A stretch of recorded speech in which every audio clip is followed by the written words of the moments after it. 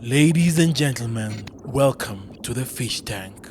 On this brand new episode of Fish Tank. My name is Jackson Kitsao. I'm the creator of Stream.ke. So basically, Stream.ke is a platform that allows currently video creators to securely host, monetize, and engage with their fans directly. Do you think Kenyans would come in and pay 5 shillings? That was my next questions. Because I think Citizen tried it with Viewsasa. Was it paid for free? Subscription does not work actually with the African market. People like pay-per-view. Just on Andrew Kibe, I know he's building his own. It's very similar. Yeah, would you consider he's That's the thing. That's Africa. Africa. So that's the thing with creators. They don't really understand the technicals of building a platform like that. So you're saying Andrew Kipe doesn't understand it? He doesn't. I like what I hear. Because what I like is that you answer all of the tech questions, and I see that as like the center of what you're doing. And obviously you've worked with my new business, you've done other stuff before. So I'm excited to finish here and actually go and check out the product. On the creator side, I love YouTube Studio. I love the analytics that it gives me, and I just felt like that was completely missing. And I don't know whether since I tried, whether that has you've changed that. But for me, I think that data and analytics that you get around viewership, where people are watching from, is really important to the creator. The journey to beat YouTube is not yours. Yeah. And even if everybody in this room had enough money to invest in you, we really still struggle. If I go and steal Chimani's mixes and put it on my channel and I want to solve it, then that becomes a problem. Yeah, definitely that becomes a problem. So at this point, I'm trying to think of a way I can be able to solve it. So yeah, that requires a kind of moderation. I think you need maybe a couple more people on the team. Yeah. So that you can concentrate on just tech stuff. So how are you? I'm assuming you're not making money right now? No, I'm not making money. Okay. This is self-funded. Yeah. And you're doing this full time, or you're still at my? I'm still at my. So that's why these are taking quite some. And there's no conflict of interest there. Of course there is. You might have asked the editor to take those ones out there. Unless you're okay. I took this as a sign. And it's different, yeah. But they can claim that some of the things I use a different country. Hey, you might want to watch before it goes out. No. Maybe partner with. I've been thinking. I don't know if you guys know Semabox. No. Partner with us. Yeah. So you're willing to give some shares out here? I'm willing to even do a revenue stream share. And I'm impressed with my first episode. I thought it was going to be difficult. This is one startup that I'm rooting for. That I want it to work. Chris has written. Once I see if the platform looks as good as it sounds, I reckon it's a strong 7. Would you become an OnlyFans kind of place, or your streaming platform will be restricted only to general audience content? Yeah, definitely. So there, to be honest, I haven't figured that out.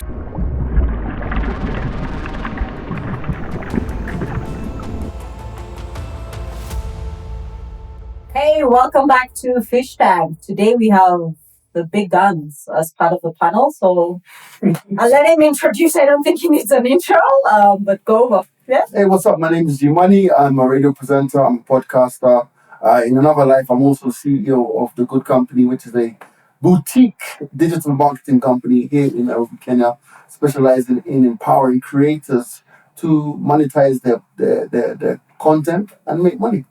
Nice. It makes sense, monetize and make money, which is so true. But hey. Karibu sana, welcome. You see, those guys are we've become big. Finally. Yeah, and the small guns. Those guys are nobodies, but we still keep pushing. Cool. Karibu. Thank you. My name is Jackson Kitsao. I'm the creator of Stream.ke. Stream.ke? Yeah, Stream.ke. So basically, Stream.ke is a platform that allows currently video creators to securely host, monetize, and engage with their fans directly, basically. Is it like YouTube? No, it's not like YouTube, and it's not meant to. So it basically supplements YouTube. So there are things that YouTube does not do, like host secure videos. So basically, YouTube is prone to piracy. So if you're making premium content, basically, so think about indie film studios, guys who don't have a chance to go to Netflix, but they also can't go to YouTube because yes, you'll get an audience, but you won't get your ROI. Basically. So you're saying that if I put my video on Stream.ke, someone can now download it with any of the tools? No, they cannot. That's the main aspect of Stream.ke. So we've built a very robust DRM service. So DRM means digital rights management. So it's basically an encryption system that is up to par with Hollywood, basically. So yeah, you cannot hot link. That's what they call it, or pirate videos from there. I would like to try that. I should see. You've done that. I reached out to you maybe 2 months ago. Yes, I put up one of our videos up to test how it works, which I liked it. It works great, and then you can put in how much you want to charge for the video. For someone to watch the video, you can put in like 5 shillings. Okay. Per video, 10 shillings. So let me ask, because it sounds good. How long have you been doing it, and also who have you provided a service for? Who, like, maybe guys have done events or who's used it?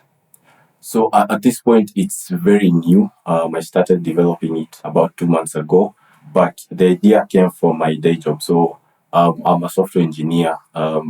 My day job is building a platform called My Movies Africa, which is basically we have over 200 African content basically on the platform. We have a bigger catalog than Netflix. So when I actually got the job, one of the first things we had to do, I had to do technically, is implement something called a Warner questionnaire. So this is a document you get from Warner Studios that tells you how your system should be so that you can onboard Hollywood great content. So that was needed because we host a lot of great content from African creators. So things like that will be Half-Life and stuff like that. So that's where I actually got the idea. This is kind of an extension from that, because My Movies Africa focuses mainly on hosting the content itself. But I saw the need to actually take the infrastructure and give it to content creators, because that would make it more flexible instead of you having to put your content into someone. So how does a creator get their stuff onto the platform? You register, and then we'll give you a dashboard, just like YouTube. So I brought the concept from YouTube Studio, because one of the best things about YouTube is it's very easy to use as a content creator, and you're not charged anything. Yeah. So that's why a lot of people go to YouTube. And then there's also the audience aspect, because YouTube gives you a lot of people. Yeah. So we've also done the same. When you register to stream, you can register as a user to actually go through the catalog, but you can also register as a creator. So that will give you a dashboard where you can manage your content, and we do everything for you. So you upload your content. We do something called encoding, which is making sure that it plays on all platforms. So iOS, Android, and things like that. And then we also distribute it globally. So there's something called edge caching, which is what makes YouTube so fast. Is they distribute your video all over the world to servers all over the world. So if Chris is connecting from Nairobi, he'll ping the closest data centers. So there's a time I remember they were actually bringing their own devices to ISPs. Netflix also did that, so that content is very close to you, so you won't get buffering. So we've implemented something similar. There's a concept called edge computing, which is basically servers that are very close to users. So that's also something that we do. And then we support up to 4K content. So because a lot of films will need that type of clarity. Okay. I love it. It seems like you figured out the technology. Once the users start growing. Wait, in terms of technology as well, before you say he's figured it out, like, I'd imagine it's really expensive. Like, Yeah, that's the The server size of some of our upload videos. 4K videos. Your And the server size- cost is going to shoot. up the roof. Yeah. So the good thing about the time we are right now is we are kind of sitting or standing on shoulders of giants. So storage right now is not very expensive. If you were to store like 5 terabytes, that would cost me less than $3-4 a month. So actually storage is very inexpensive. What will be expensive is getting that data out, which is now the streaming bandwidth. Exactly. That's where that's where the costs will go. But our monetization strategy is for every content that so locked content are what people pay for. Every locked content that someone transacts, we take 15%, which is basically platform fee. So that covers 15, yeah. So that covers payment transaction and the hosting fees, basically. Okay. So I think also there is a marketing cost, because I think why people like YouTube is discoverability. YouTube has like 1 billion users. Yeah. If you put your video there and the YouTube algorithm likes it, it goes bonkers. Now, if I put my video on Stream.ke, how would I gain followers? Yeah, you're right. One of the aspects of the algorithm is it figures out the people who like your content and then it takes it to them. So that's an advantage, but I've also seen a disadvantage whereby people are making content not for people but for the algorithm. So you tweak your thumbnails in such a way that the algorithm optimizes it in a way. Here I know there are some words I can't say because the algorithm will penalize you, but it's things that we can say in a conversation. So in terms of this is getting to a different point, but one of the things that I've learned from my day job is, you're right, content creators are creatives. I've been making a lot of applications. So way back when I was making applications, I thought that you just make it and then people will come. That's what a lot of video creators do, specifically film creators, because they're creatives. They enjoy making the process, but in terms of now marketing, getting it to users, they don't even know that. So they won't know that you need to go to Google ads, Facebook ads, create the appropriate campaigns, figure out who you want to target and things like that. So one of the other added bundles for Stream is that, basically. So we are integrating promotions and discoverability. So we'll be able to also run ads on you for your content on your behalf to these different platforms, basically. So that's on audience building and stuff like that. Because at this point we don't have the big audience to actually. Would you move your podcasts and videos to Stream.ke? If I had like an 80% stake. So I mean that I think the key thing that I think Chris has touched on is to me it sounds like you do have the back end figured. I like the fact that you're using that technique where the data sits as close to the consumer as possible. I feel that the biggest obstacle is going to be getting creators and consumers to believe in the platform, and I think that's where the biggest spend is going to be. Yeah, and to that, because are you following YouTube's? Because YouTube has users and it has creators. Yeah. So because it has 1 billion users, then it's very attractive to creators to that. So the question is then, how do you tell creators this is the place for you to put your content? Yeah, we are definitely not following YouTube, so we don't have 2 billion active users a month or something like that. How many do you have? At this point, less than 100. So I haven't even launched it to people. I was just trying out with a select group. And what's the feedback been from that 100 people? So it's good. So right now I've actually worked with DJs a lot, actually. So before this, there's a different platform I created.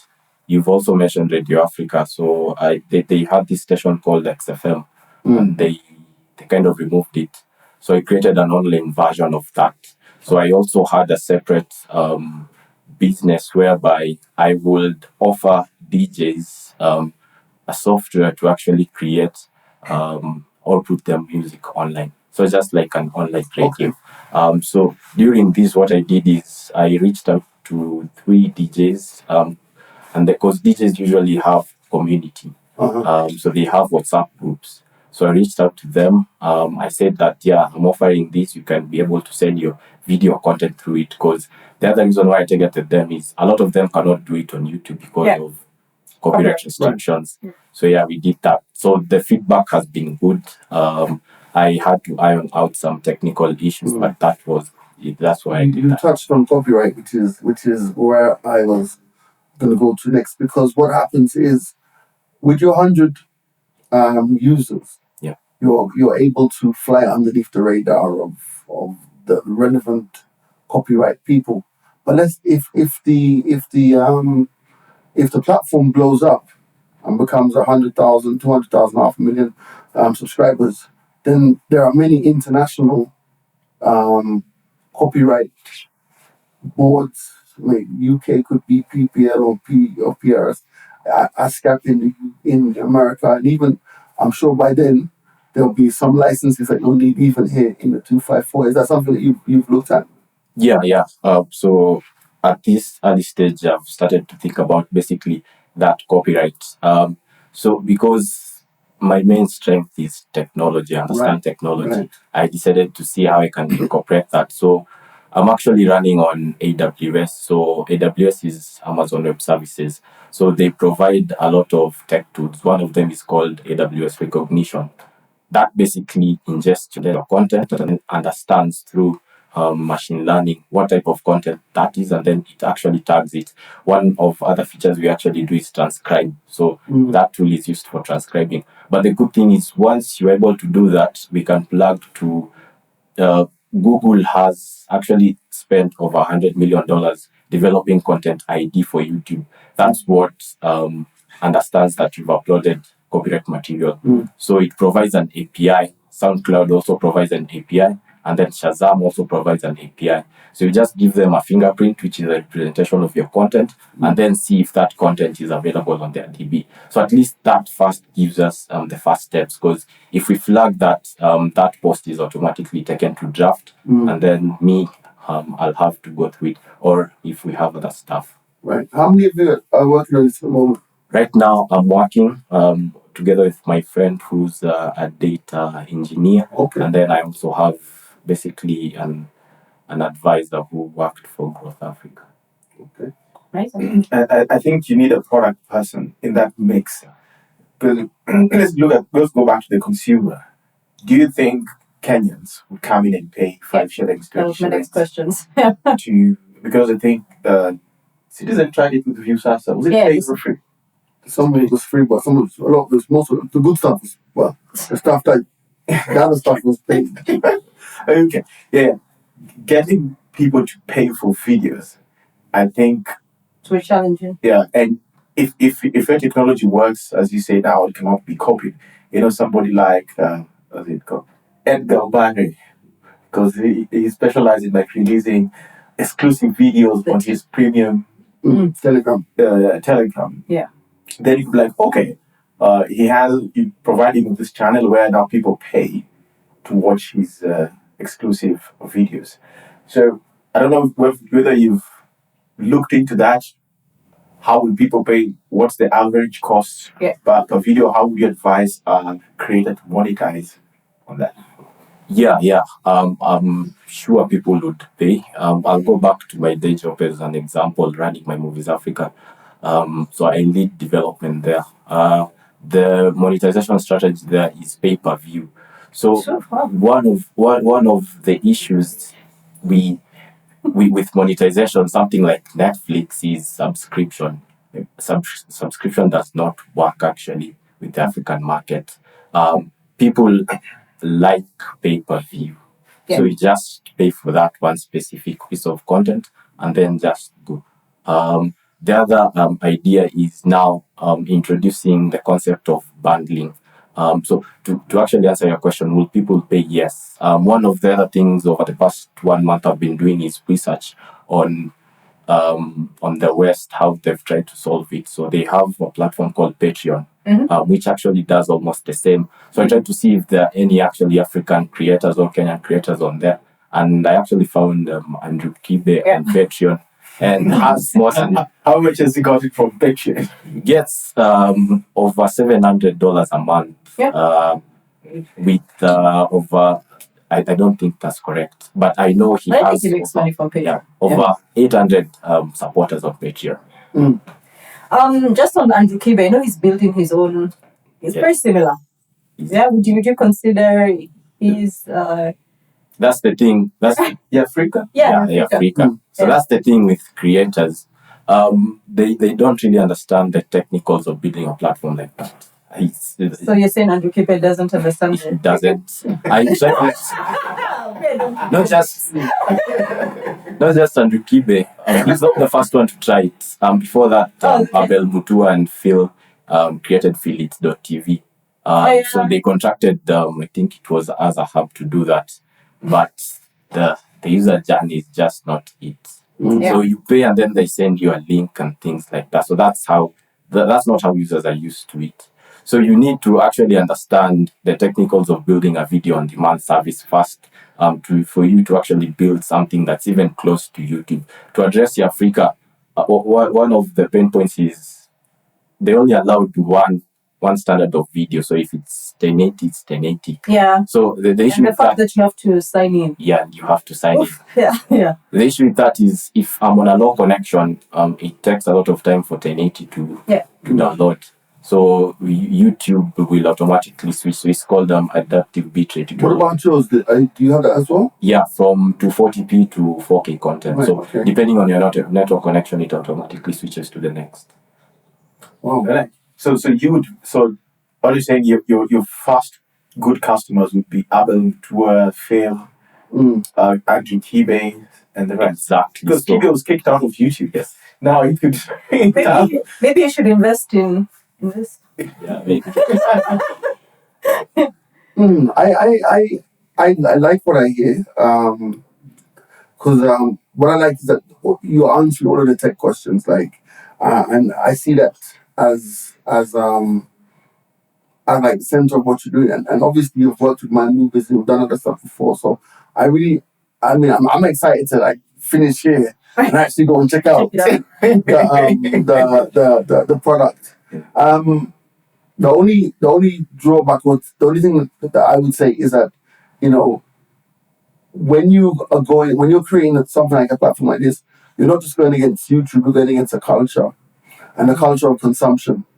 And that is YouTube is such a generic word now, in the sense of but you made a video, you posted it up, it's going onto YouTube. I'm just wondering if there are ways in which maybe the business model could be different, where you offer that service, you just mentioned. You, rather than trying to create a platform like that, you offer the service to people who create content and sell it to them. So that's actually, So there's two models. So there's one that's catering to creators. So the reason, again, why I think this idea works well is YouTube seems to have figured on the consumer's end. So getting videos to me, I actually love YouTube because that's where I learn a lot of stuff. But they don't seem to have figured it out on the creator's side. Why do you say that?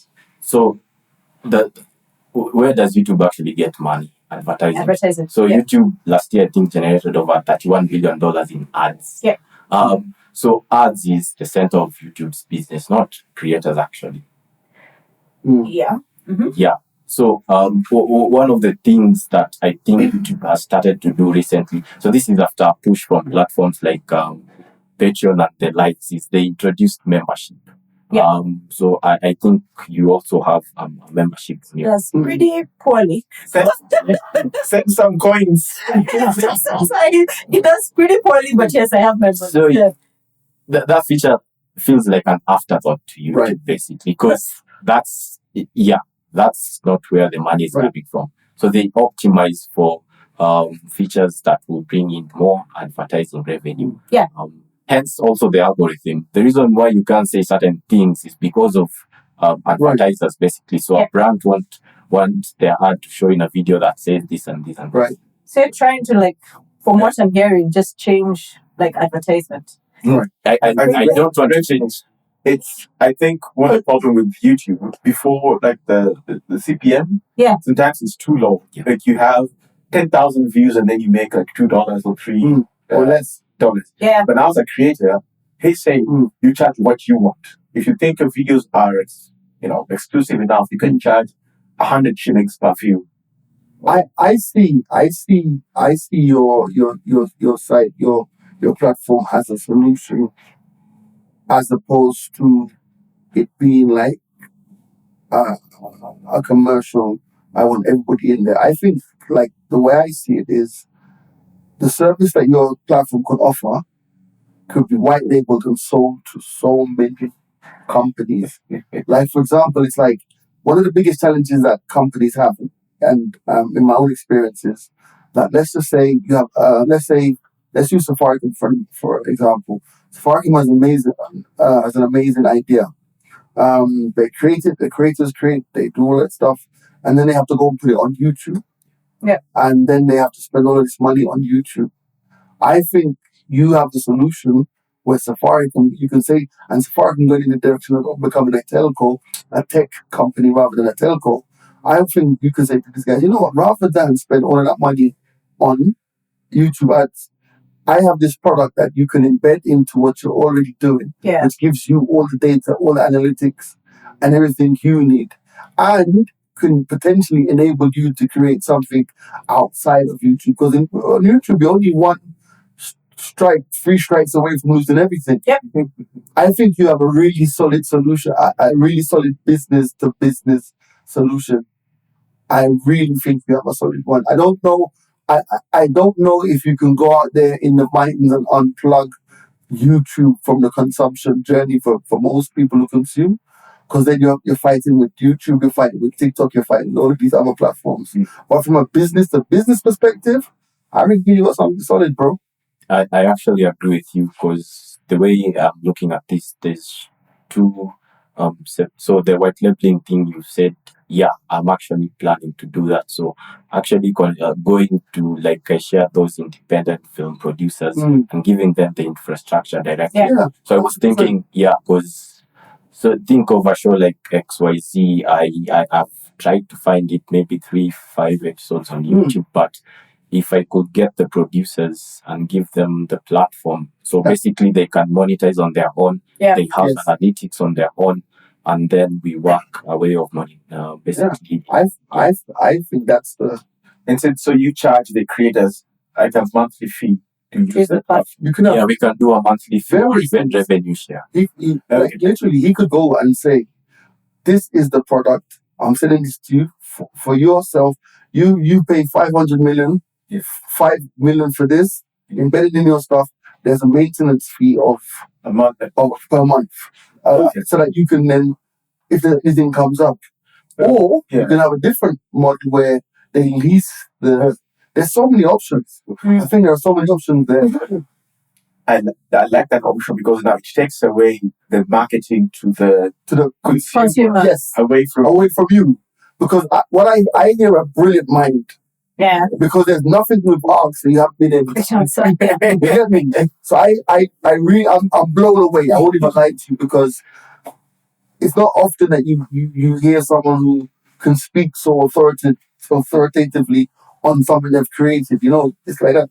But I feel that now, that's where I guess the advice comes in, would be to now, don't look at it as don't go and take on, the journey to beat YouTube is not yours.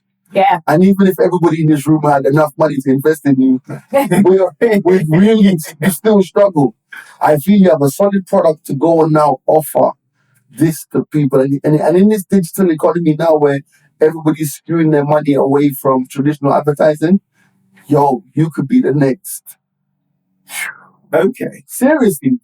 So okay. No, serious. Yeah, I like it. So what are you looking to build on? What are you looking to do with the product? Before you go on to the next one, I kind of used your platform, and I think I uploaded that video too.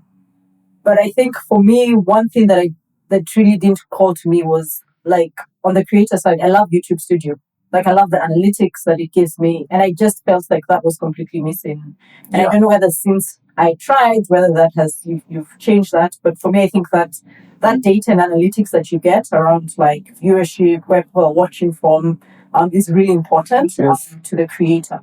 Yeah, you're right. I'm glad you mentioned that. Yeah. Because I've seen audio platforms are trying to do what you've done, but when you looked at the back end, there are There's zero. nothing. Yeah, and you need that data to like. That's where the power is. Yeah. So even if you do white label this product, and send it onto different people, they are the one the analytics and the data. So that's something you need to look at. I haven't seen it, so it's probably something you need to look at as well. So that's actually an important aspect of the data.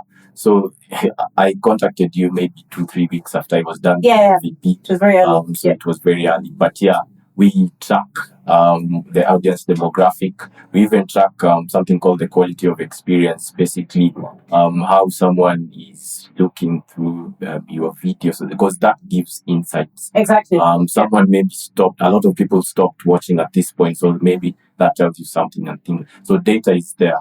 We do collect a lot of data. So those dashboards and things like that, I was thinking those will be premium charged to different customers, but they're there. There you go. That's actually a good one. But if you want all bells and whistles, you spend this amount of money. Yeah. And if you want the basic, you spend this amount of money. Or if you want the free, which free always pulls somebody in. You just get barely half a video a month or something.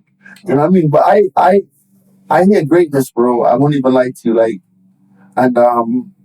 I think it's something like to sit down. The data was always going to be important. Yeah. But now think about the business model in terms of which problem are you going to solve. YouTube doesn't really have a problem per se. I mean, it's not perfect, but they are the dominant force. We can't afford to fight them. But one thing I always say to people who are in tech and in smaller industries, you're small enough to run between the legs of the big boys and flexible enough to get to places that they can't get. So I think I'm anxious to go. Have a look at I think something else I think also tried, but we were thinking about the video quality. If it will be great, I think it was like a 1080p video. Yeah. And it did okay. Because my first worry was like, okay, this is going to start buffering for quite a while. It did not buffer. The video played really well. Then my concern was like, okay, where is the video app? You have to put a snippet on LinkedIn, put it on Twitter, put it on YouTube, TikTok, and then now there's this other thing called Stream that I have to. So it's going to add more work to me as a. And honestly, that's something you can figure out. How I just put on my 1 hour video and cut like really good parts of it as part of your platform. I'd definitely move, because at the moment I'm juggling between 3 or 4 tools to get like nice shots of it, put it on the different. That's great, but I think it's a separate thing because his platform is a streaming platform. Yeah. Right? And I love those AI tools where you put in your video and then it auto generates shots for you. Yeah. And then you just take that and then say, I want this to go to TikTok. So I think maybe as a version 5. Yeah, at some stage. You should do that. Right now, it's just taking on that. It's lose focus on so what are you looking for? Wait, I have a couple of more questions for you. You said you have a couple of users. Are they creators or users? Just creators. I onboarded a couple of creators, so those will share with us. But I didn't want it to blow up. I knew there was a lot that wasn't at least polished, so I didn't want anything to break fast. Okay, so you have 100 creators. How many of them? Not 100 creators. Maybe 5 creators. Okay, 5 creators. It's okay. 5 creators. How many of them have people actually paying for their content, and how much? One, I have tried with one who sells video mixes. So we put a price of 50 shillings, and then we promoted to his WhatsApp group and got, I think, 8-9 transactions. Because before that, what he was actually doing is, so he's a rock DJ. I love rock. He will send you through Google Drive. Oh, okay, got you. Yeah, that whole process wasn't streamlined, but at least when I gave him my platform, it's just uploading and then sharing the link on his WhatsApp group or whatever group that he has.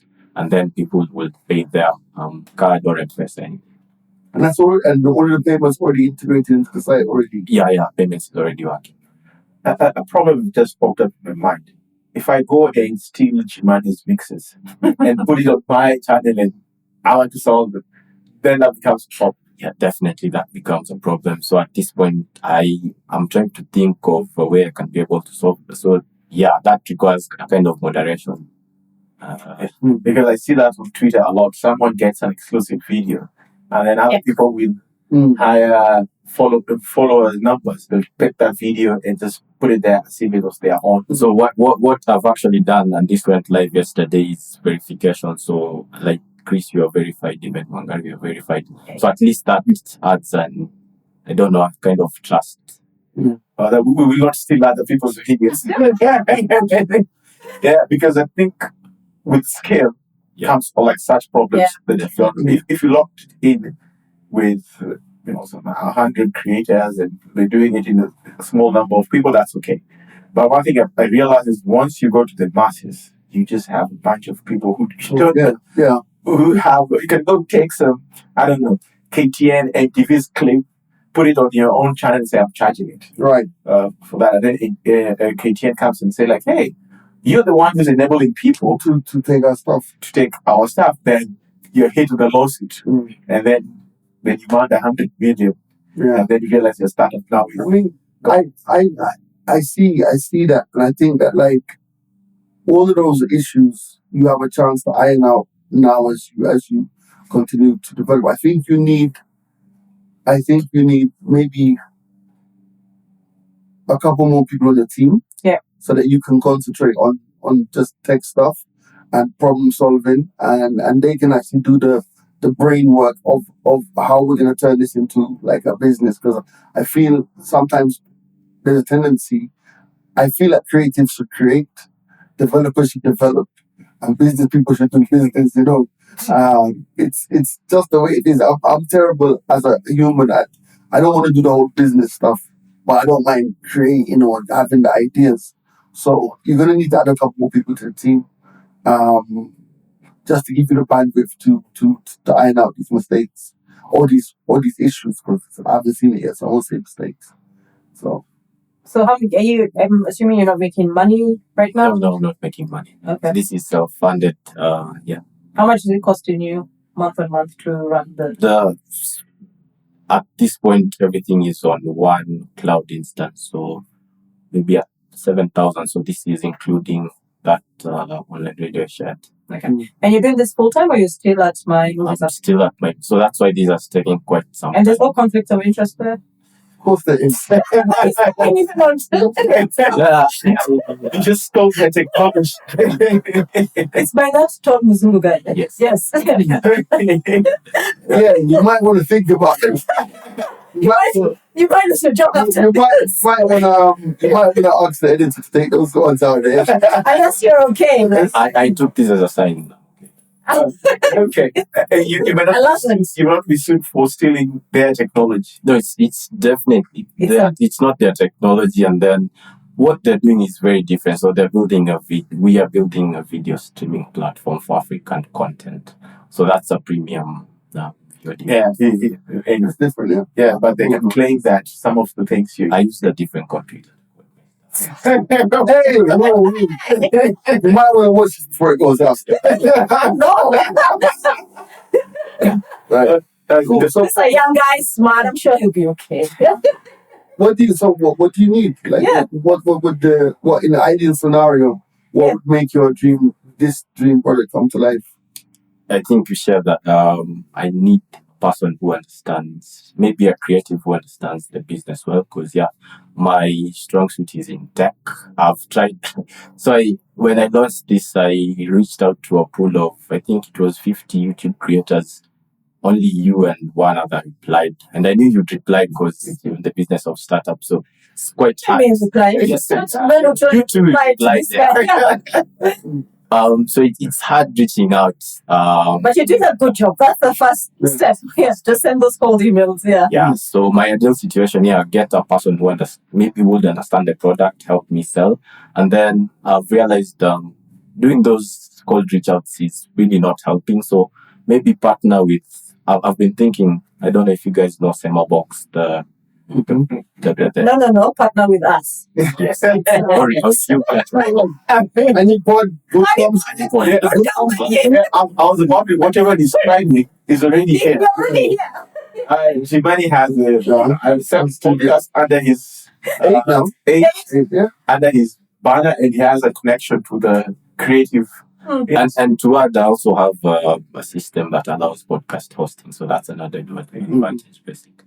Okay. But yeah, that's what I'm doing. And So you're willing to give some shares out here. I'm willing to even do a revenue stream share, because if I onboard the Honeypot, then you give me because video podcasters they have a way to distribute their audio, but I feel like video there isn't really a way except YouTube. Yeah. So if we're able to integrate with them, we can talk about how we can do a revenue share with. I think you're in a very good place. I think that just think about the people, like if you need to make this dream come to a reality. And I'm impressed for my first episode. I thought it was gonna be difficult. I get it immediately, and I think you're onto something that you really, if you're serious about it, I'm sure you can find people who are willing to invest and to help. And have you reached out to Andrew Keep it? No. Okay. Okay. So you need those connections to introduce you to creators to use the platform. So I'm assuming that means you don't need money. No, I say that cushion because at this point I'm working evenings and weekends to do this, to write the code, reach out to people, handle issues. I can't do that. If I'm able to do that full time, just myself. You guys were talking about embezzlement. That's actually if you look at Patreon, that's what's killing Patreon at this point, because they had a really good thing going on. They were making profit, but initially they took a lot of capital from VCs. So they just need to make money. So they introduced things that are hurting creators. So I wouldn't want to do that. That's stressful. And also, I think you bootstrap as much as you can. Yes. You're only coming when you need.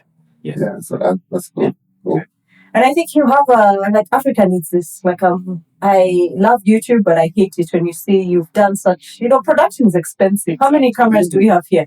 5 cameras coming in lines, and then they pay you 65 cents. Yeah. And you're like, bro, so I think if you can show value to creators and help us get money through our art and what we're doing, it would be amazing. And I think one of the things we always discuss, I think the first time you sent is when you sent the email immediately, I forwarded it to her. Because apart from production being expensive, sometimes the content requires research, it requires time. You put it out there, then it's 2K views, right? And then you go find someone just took a camera and walked in CBD and he has 100K views. Not a problem, because there's need for different niche. Then you realize at the end of the day, YouTube, it's views that count. Yeah. Right. But if I feel like I have great content and I have my little audience and they're willing to pay 200 shillings, 300 shillings, I want to have that option so that I don't start skewing my content to become generic, push other people. I'll do what I do, generate that, and I have that option to monetize. So I think that should be the selling angle to creators, especially for people with niche areas. I call them you need your 100 MVPs, your 1,000 people who really rock with you. Yeah. Who are willing to give you 100 bob a month. Yeah. You know what I mean? Yeah.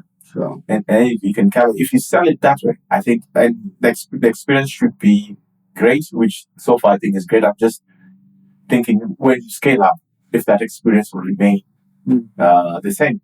And then you think you have a nice, profitable business and you don't have to raise VC funds. You can pay yourself whatever you think you need. And then it becomes a nice, if it becomes something else, great. If it doesn't, it's a small business that Okay. runs for itself. Well, good stuff, man. Yeah, I like it. Good stuff. I like the name as well. Stream.ke makes very The good. previous name was Playbox, but that sounds. Sounds you got the wrong people. Is it like a PlayStation version? And then, sorry, can you finish telling us your needs, or for people who are listening? Yeah, I think, yeah. Yeah, absolutely. And how can and if somebody wants to have a look at it now, they just go to Stream.ke. Stream.ke. They register. Yeah, I think we already did that. So I'll do it today. you can already go do that. So this is one startup that I'm rooting for. That Yeah. I want it to work. Chris has written for you. No, because I see an immediate need that I have. Yeah. Right? Because I'm like, I want it to work. So that now I'm like, okay, put this on stream and then share it on the social media. Like, hey, if you have, is there a way of having like a snippet and then you after? Because I see, like, you see it from that perspective. I see it from business to business. I feel like I'm with you, money. I feel like that is such low hanging fruit. Like, as in, because I feel like within the space, like I said, the digital space now, so many of the people who make decisions in these companies don't 100% get it. So it's a sweet spot to now go in and say, this is a solution for a problem you didn't even know you had. okay. Do you know what I mean? Okay. Yeah. So he is willing to do some shares so that we help out with that. Well, it's his company, man. So he has made the decisions, Yes. So we can help with the B2Bs opening some doors. Don't you want some shares? Of course I do. Of course I do, but Then now we can retire Diani and have a villa there. it's in the YouTube of Africa. Yes, right. Learn how to fly. We're rooting for you, honestly. Rooting for you. It's a good product, and we'll see what we can do to help. And also, I think I also wanted to add, like, I mean, I think Jumani has different views on this, but you also, as a solo founder and everything, I think you also need to learn how to sell as well. Even when you bring people on, like, they need to know what they're selling. So, and I do think you're doing a really good job, like, even just reaching out to us. Like, some of us responded to that, and that's why we were, like, able to connect until you come on set. So, yeah, just keep doing that, and, rooting for you. Yeah, definitely, man. Good stuff. How much would you rate it out of 10? For me, even with the additions that needs to be done, data, copyright. Once I see if the platform looks as good as it sounds, I reckon it's a strong 7. I'm with you as well. Definitely a strong 7. I do think it's a tough one. Yeah. But I definitely see the need, especially in Africa. So if you can focus on that, and we're always told by the colonizers, Africa is the future. So should lead the way, especially with content. So 7, and good job. I would give it a 6 just because I'm still skeptical about growth. I'd like to see when it blows up how this site performs. But from the needs, for me, that's a tick. Right? And then when you flipped it, like now, you're not looking to grow 1 billion users like YouTube, because that was my biggest worry. And having it B2B, let the creator worry about distribution. Then to me, that's like great. You've crossed the mass. Otherwise, trying to get users would buy marketing money to do that. Jimani, let me ask you, do you think which type of creators should you like? I mean, I consider the Able Tours and Kibe as businesses. Would you suggest he tries get those guys on board, or tech businesses versus? I think for if I was you, I would my first thing is I would attack the businesses first of all, rather than even the individual creators, because I feel like with the creators you have to create a segment on the product that's so easy and so basic and so accessible. I think it's easy to use. So I think I see 3 tiers. I see the tier of the business side, which is one side of the company. Then I see tier 1 is your basic small creator who needs very little assistance, then maybe you approach the middle tier creators, the matures and those guys, and sell them the idea of, because you're a developer, I think that all of these guys should have their own website, they should have their own content going, because they're big enough to say, you know what, forget everything else, go to abalmutua.com, and that's where all my content drives. And pay this much. And also, like, maybe that's an additional business stream, like, you know, can you 360? G Money needs a place for his content to live, but he doesn't even have a website. So we're offering you a web build, we're offering you the product, a one pager inserted here, this is how it will look, and it will take 2 weeks to create this, another week to load stuff on it, and then within 3 weeks you can be up and running on your own platform. Anybody would run for that. If you can tell me in 3 weeks I'm gonna have somewhere to put all my videos, my mixes, my content, and I'm gonna have a one-pager website, and it's gonna cost me this amount of money plus this monthly fee, I'm going. I'm doing it. Like, fix those problems that people don't know that they have. And most people have a problem. It's so daunting when you think about developing like a platform and the website stuff and this and this. But if you can offer that one-stop shop, because if you can build a platform like this, you probably can do a website in like half an hour. It's like, if you can do this, probably like by the time you get to the car, your website is finished. Do you know what I mean? I don't know, but I assume so. I don't know. I don't understand. You know, from a tech perspective, this is quite really deep technical stuff. You have to understand networks, you have to understand so many things and do the coding. So, you know. So maybe what you do is, I mean, I'm a great believer in proof of concept. Pick a creator. Yeah. Take 6 of his videos off of YouTube. Create the website, create the plugin, how it works, and then go to him and say, this is what you should be doing. It's challenging your end. I think that convincing other people becomes so easy. Yeah? I'm looking to become a client. Me too. It's like just show them something that works. Like people, it's easier to show people, especially in this space, than to just describe it. If you come back and do this, no, just do it the most. Is that guerrilla marketing or whatever? Just go out there and just take stuff off of and give something to somebody. Say, I've done this for you without your help. I think this is amazing. And maybe that's it. If I do this for you, help me market it. Cool. Do you have any questions for anybody? I have no question. No questions. All right. Okay. So, would you become an OnlyFans kind of place, or your streaming platform will be restricted only to general audience content? I would say general. So not the only fans kind of. I'm very inspired by Patreon. So Patreon has a very good terms of service. So the way they've structured it, I just can't remember everything, but it's not as limited as YouTube. But again, in terms of now pornography material, because a while back I also developed a Twitter clone and then I launched it to Reddit, I think. One of the first things that was uploaded was something.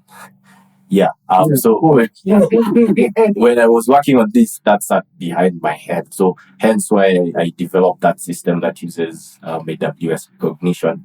Because once you've uploaded the content, it analyzes it visually and through the text information. So if the content, so I have a scoring basically, or a weight mechanism. So if the content is suspicious, it won't be uploaded to the public. I'll just be notified, and then I'll have to just see the content myself. And then so no pornography. No pornography. How about things that have to do with violence, extremism? All that things that don't fit into the current content window. You should hate speech. Yeah, definitely. So there, to be honest, I haven't figured that out. And I don't think you should close the door on it. I that's why, yeah. There's a place that's political. Yeah, but there's stuff like, let's say, Like there is. jihadist beheadings. No. Someone comes and decide like, okay, since I can't put these things on Twitter, YouTube, and everywhere else, there's this platform where I can preach my extremism views. Do you have moderators? Or you're the moderator? I'm the moderator. Okay. He's the one man at the moment. You Yeah. might need therapy with one moderator. Oh yeah, because I think, like I said, once you release it to the general public, you never know who wants to use that. It's not like, hey, this thing is not moderated for violence. Then like we will use it for that, and then that becomes a liability to your company. So maybe technically there could be something that could be done, but right now I think big companies are using content moderators. Twitter, X. Twitter, Everything on. Twitter is more lenient when it comes to views. Yeah. YouTube is much more stricter. Yeah. On things, much more strict. Okay, so yeah, that's just a liability you need to keep at the back of your mind. And then for me, just on copyright stuff. So I think you mentioned DJs are one of your target demographic. Do you feel like perhaps this is like Stream.ke is like a backdoor for them to not give the original creators what is due to them? Because if you put something up on YouTube, the content ID tags that and you can't monetize. So what are your thoughts around that?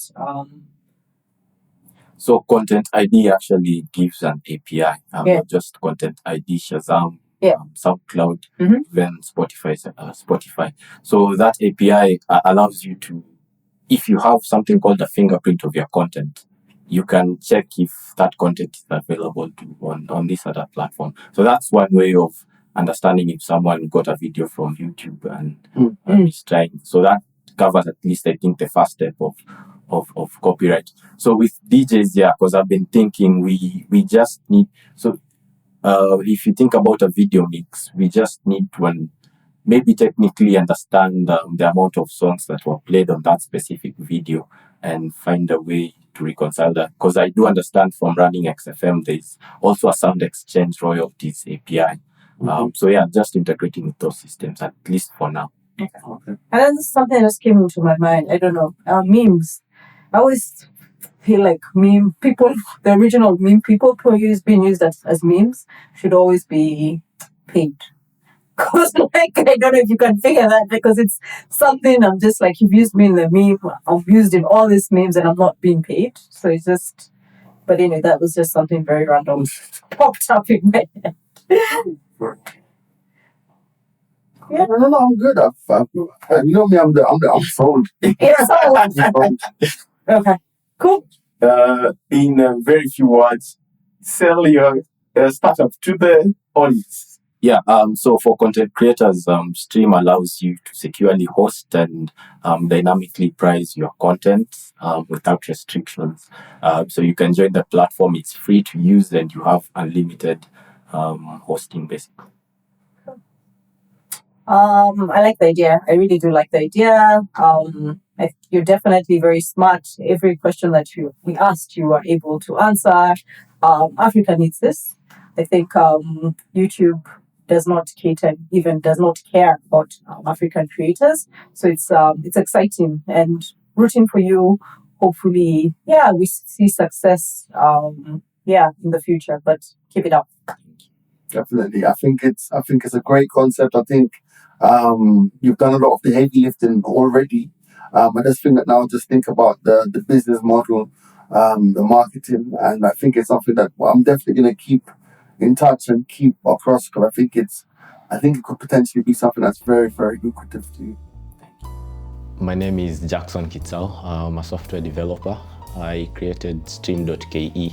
So Stream is a platform that allows content creators to securely host and monetize their content without added restrictions. I love the experience. So I was tensed at first, but after the first rounds of questions, it became more engaging. So I was happy with the experience. Basically, there were some gaps in how I'm about to monetize the platform, basically. So the feedback that I got from Jimani, Wangari, and Chris, I'll go and think about it and basically come up with a better way to price and sell the product.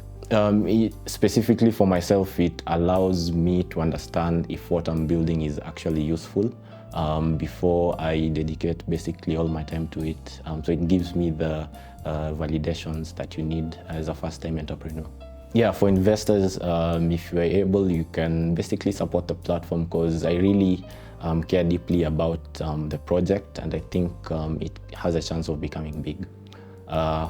For customers, yeah, I just try out the platform, upload videos and share the link with your supporters.